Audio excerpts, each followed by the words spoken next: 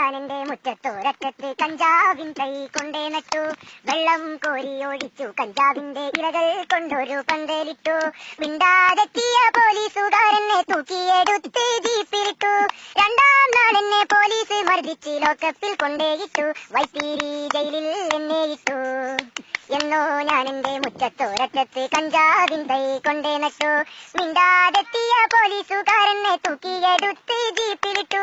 രണ്ടാം നാളെന്നെ പോലീസ് മർദ്ദിച്ച് ലോക്കപ്പിൽ കൊണ്ടേയിട്ടു. വൈത്തിരി ജയിലിൽ എന്നെ ഇട്ടു. വിലങ്ങിട്ട കയ്യുമായി കോടതിയിൽ ചെന്നപ്പോൾ ജഡ്ജിമാരെന്നോട് ഇല ചോദിച്ചു.